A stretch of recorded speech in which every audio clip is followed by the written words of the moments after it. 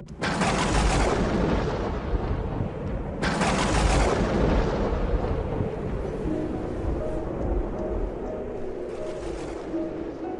ce temps-là, Jésus disait à ses disciples, un arbre bon ne donne pas de fruits pourris. Jamais non plus un arbre qui pourrit ne donne de bons fruits. Chaque arbre en effet se reconnaît à son fruit. On ne cueille pas des figues sur des épines. On ne vendange pas non plus du raisin sur des ronces. L'homme bon tire le bien du trésor de son cœur qui est bon, et l'homme mauvais tire le mal de son cœur qui est mauvais, car ce que dit la bouche, c'est ce qui déborde du cœur.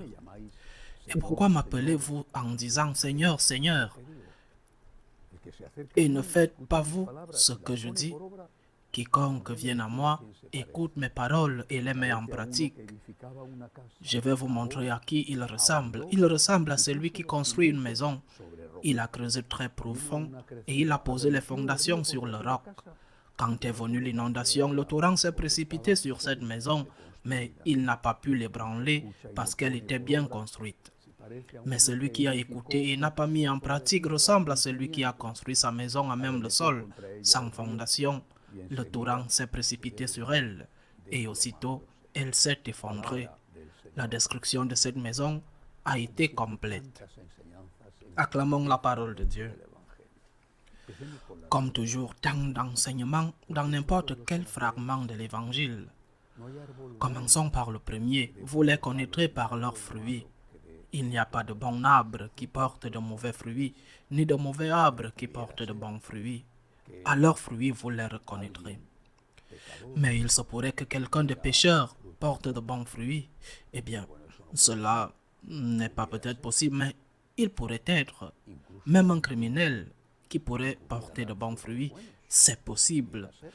J'ai un criminel préféré, mon criminel préféré. Je parle de Saint Dimas, le bon larron, celui qui a été canonisé de son vivant par Jésus-Christ lui-même, alors qu'ils étaient tous les deux sur la croix. Je t'assure, lui dit Jésus, cette nuit même, tu seras avec moi au paradis. Et il était un criminel. Il était en train de mourir là, mais il a défendu le Christ au dernier moment.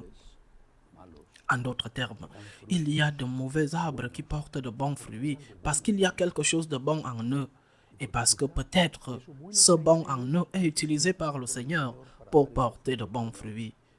Même s'il y a aussi quelque chose de mauvais en eux qui ne porte pas de bons fruits, mais de mauvais fruits, et qui aurait pu porter beaucoup plus de bons fruits si tout en lui était bon. Ou peut-être que ce mauvais arbre, au dernier moment, a fait quelque chose de bon, comme cela est arrivé à Saint Dimas. Je me souviens de l'histoire d'un saint martyr qui était un prêtre hollandais à l'époque des luttes, à l'époque des guerres de religion en Europe. Quand en Hollande, les huguenots, les calvinistes persécutaient les catholiques, et ce prêtre était un mauvais prêtre, un très mauvais prêtre, un coureur de jupons, ivrogne. Les calvinistes sont allés le chercher et ils lui ont dit, regarde, viens avec nous parce que chez nous tu peux te marier et tu peux avoir toutes les femmes que tu veux. Alors qu'ici tu es un catholique perdu, un coureur de jupons. Et l'homme a réfléchi et puis il a répondu et leur a dit, je suis un pécheur, je suis un mauvais prêtre, mais je ne suis pas un hérétique. Malheureusement un pécheur oui, mais pas un hérétique. Et ils l'ont tué. Et il est mort en martyr, et il est au ciel, il est canonisé. Ainsi donc, lorsque nous regardons certaines personnes qui ont fait de bonnes choses et ont porté de bons fruits, mais qui se sont avérées être mauvaises personnes par la suite, peut-être avait-il quelque chose de bon. Je ne vais pas citer de nom, mais plus d'un d'entre vous sait sûrement à qui je fais référence. Eh bien, ces bonnes choses que ces personnes ont faites ne justifient pas le mal qu'elles ont fait. Mais ils avaient quelque chose de bon lorsqu'ils ont porté de bons fruits. Et peut-être qu'à la dernière minute, ils se sont repentis et ont donné le meilleur exemple de fidélité au Christ, donnant leur vie, du moins donnant leur vie spirituellement pour le Seigneur. Deuxième enseignement, pourquoi m'appelez-vous Seigneur, Seigneur, dit Jésus. et ensuite ne faites rien de ce que je vous enseigne. Ce n'est pas celui qui m'appelle le Seigneur, Seigneur, mais celui qui fait la volonté de mon Père. C'est celui-là qui m'aime. C'est ce que Jésus nous enseigne en racontant cette belle parabole de celui qui construit la maison sur le roc ou de celui qui la construit sur le sable. À quoi bon dire que j'ai la foi? Seigneur, Seigneur, je crois en toi. Si je n'ai pas d'œuvre, je n'aurai jamais toutes les œuvres que Jésus mérite, bien sûr. Je ne pourrai jamais donner à Dieu l'amour qu'il mérite, malheureusement. Mais je dois avoir quelques bonnes œuvres. Si je n'ai pas de bonnes œuvres et que je n'ai que du sentimentalisme, alors quand les problèmes de la vie arrivent, la persécution, la maladie, la critique, toutes les difficultés, je tombe. Beaucoup de gens disent qu'ils ont une crise de foi ou qu'ils ont eu une crise de foi. Je n'ai jamais cru aux crises de foi.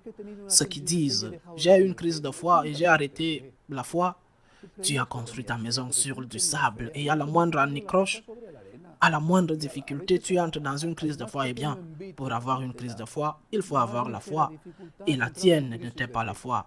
La tienne était autre chose, du sentimentalisme, des émotions, mais non, ce n'était pas la foi. Construisons la maison sur le roc, de bonnes œuvres.